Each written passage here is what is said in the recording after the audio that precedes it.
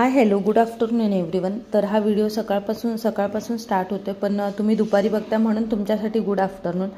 तर सकाळी उठल्यानंतर आपल्या लेडीजचं सगळ्यात इम्पॉर्टंट काम असतं किंवा जे करावंच लागतं ते म्हणजे रात्री जी भांडी घासून ठेवलेली असतात ती लावायचं।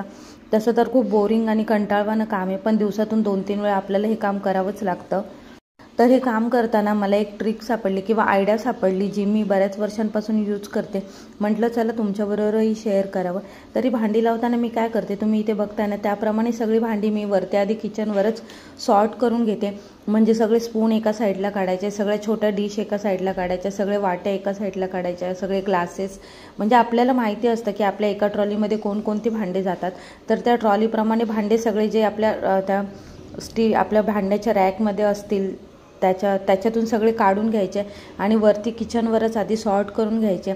जेणेकरून काय होतं की एका भांड्यासाठी ट्रॉली एकदा उघडली की आपल्याला त्या ट्रॉलीमध्ये जाणारे सगळे भांडे एकाच वेळेस त्यात ठेवता येतात।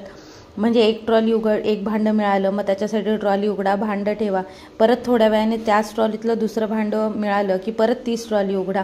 हे खूप बोरिंग आणि कंटाळवाणं होतं आणि एकच ट्रॉली 4-5 वेळा उघडली जाते। तर त्याच्यापेक्षा ही ट्रिक खूप छान आहे, मला खूप चांगलं वाटतं। याच्यामुळे मी वरतीच किचनवर बऱ्यापैकी भांडे सॉर्ट करून घेते आणि नंतर एक ट्रॉली उघडायची, त्यात जाणारे सगळे भांडे त्यात ठेवले की आपले कामही पटकन होतं आणि विनाकारण जे 4-5 वेळा एका ट्रॉलीला वेगवेगळ्या वेळेस उघडणं आणि ते कंटाळवाणं काम आहे ते पण म्हणजे निघून जातं, आपलं पटकन होतं काम। चला तर इथे माझे आता बऱ्यापैकी भांडे होत आलेली आहेत लावून। हे बघा मोठी ताटं वगैरे पण मी आधी सॉर्ट करून घेतलेली, ते सगळं इथे लावून घेते मी।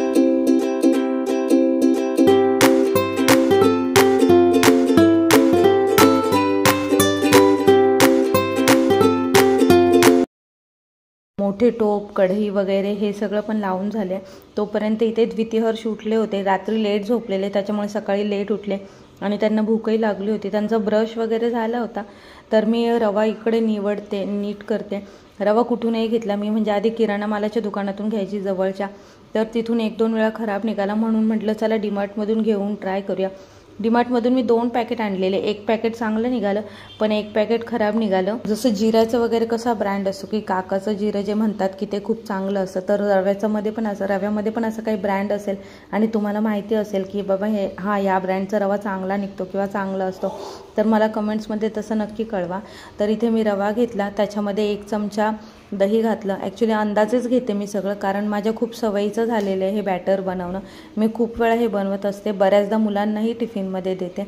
तर समजायचं अंदाजे 2 वाटी रवा घेतला तर त्याला अर्धा वाटी आपण दही घेऊ शकतो आणि मग तो चांगलं रव्यामध्ये मिक्स करून पाणी घालून मिक्स करून घ्यायचं। आता मी इथे टोमॅटो कट करायला घेते, तर टोमॅटोमध्ये खूप जाड बिया असतील तर त्या मी काढते आणि जर बारीक असतील तर मग नाही काढत। तर टोमॅटो बारीक कट करून घेतलं।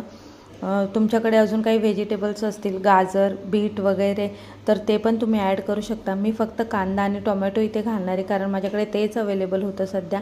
हे बॅटर बनवणं खूप इझी आहे कम्पॅरेटिव्हली आपण जो तांदळाचा डोसा बनवतो ना, तांदळ आणि उडीद डाळीचा, त्याचं बॅटर बनवायला बऱ्यापैकी वेळ जातो, कारण सकाळी भिजवा, नंतर मग ते रात्री वाटा, मग ते फर्मंट व्हायला ठेवा, मग दुसऱ्या दिवशी बॅटर बनतं। पण तसं हे बॅटर इन्स्टंट तयार होतं। पण फरक एवढाच आहे की याचे डोसे बनायला वेळ लागतो आणि त्याचे डोसे खूप इन्स्टंट तयार होतात आणि ऑफकोर्स चवीचा पण फरक पडतो। पण ठीक आहे, मुलांना डोसे खायचे होते तर म्हटलं आता ते तर बॅटर आपल्याकडे रेडी नव्हतं आणि दुकानातून आणायचं सहसा मी टाळते, घरीच बनवते। पण म्हटलं चला रव्याचं आहे, तर म्हटलं रवा आहे आपल्याकडे, तर म्हटलं चला हे बॅटर बनवून घेऊया आपण रव्याचं। चला तर आपलं हे बॅटर आता रेडी आहे। इथे मी हिरवी मिरची घालत नाही आहे, तुम्ही आवडत असेल तर घालू शकता, कारण द्वितीहर्षसाठी डोसा बनवायचा आहे, तर त्यांना मिरची दाताखाली आली तर तिखट लागेल। तर इथे तवा तापलेला आहे, तव्यावर मी सगळीकडून तेल लावून घेते। हा डोसा बनवताना ॲक्च्युली तेलाचा थोडासा जास्त वापर होतो कम्पॅरेटिव्हली आपण तांदळाचा डोसा बनवतो त्याच्यापेक्षा याला थोडंसं तेल जास्त लागतं। तर बॅटर मी तव्यावर स्प्रेड करून घेते आणि मी बॅटरमध्ये मिरची घातली नव्हती, पण आता मी या डोस्यावर वरून थोडंसं आपला जो मसाला, जिरा पावडर आणि हलकंसं एकदम थोडंसं मीठ नाही घातलं तरी चालेल, पण जिरा पावडर आणि मसाला थोडासा वरून असा भुरभुरणार आहे, ज्याच्याकरून थोडीशी तिखट टेस्ट येईल डोश्याला, ज्याच्यामुळे टेस्टमध्ये छान फरक पडेल किंवा चांगलं लागेल अजून खायला। आणि मग नंतर सॉस बरोबर इथे सर्व करते। इतर वेळेस मी मोस्टली खोबऱ्याची चटणी बनवते, पण आज वेळ नव्हता म्हणून म्हटलं चला तर असंच सर्व केलं सॉस बरोबर. आणि दोघांना एकाच डिशमध्ये दिला, फक्त त्यांची सॉसची डिश वेगवेगळी होती.